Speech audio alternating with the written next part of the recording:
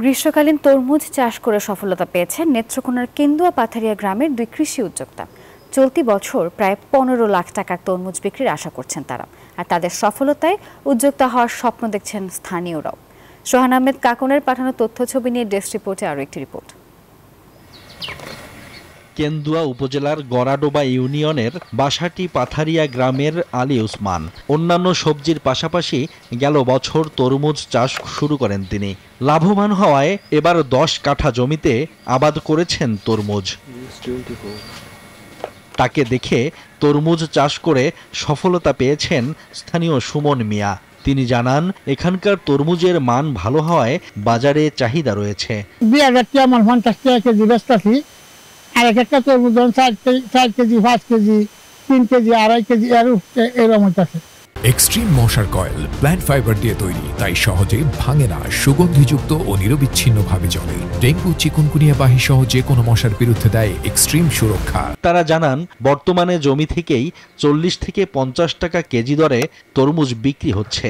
এতে উৎপাদন খরচ বাদ দিয়ে লাভের আশা করছেন এই দুই উদ্যোক্তা।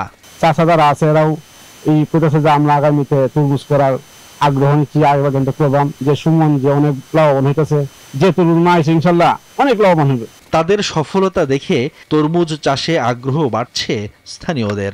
আমরা তো অনেক অনুপ্রাণিত হচ্ছি এবং আগামী বছর এই তরমুজ অনেক জমিতে করার একটা পরিকল্পনা গ্রহণ করেছি। কেউ বিশ্বাস করবে না, কে দেখলে আরো বুঝতে পারবেন যে আসলে তরমুজটা যে কি সুমধুর। আধুনিক পদ্ধতিতে তরমুজ চাষ আমি এখনই ফার্স্ট দেখলাম এবং তরমুজগুলো অনেক পিওর। সুমন ও আলী উসমানের মতো অন্য কেউ উদ্যোক্তা হতে চাইলে প্রয়োজনীয় প্রশিক্ষণ ও পরামর্শ দিয়ে সহযোগিতা করার আশ্বাস কৃষি বিভাগের। অনেক শিক্ষিত কৃষকরা আমাদের এখানে আসতেছে, তাদেরকে আমরা উদ্বুদ্ধ করে যাচ্ছি, যে তাদেরকে আমরা বলছি যে আমরা আমাদের উপজেলা কৃষি আপনাদেরকে প্রশিক্ষণ দিব।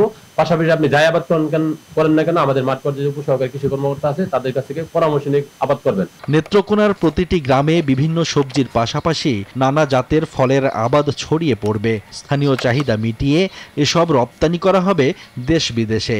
এতে সমৃদ্ধ হবে গ্রামীণ অর্থনীতি, এমন প্রত্যাশা সংশ্লিষ্টদের। Desk report, news 24।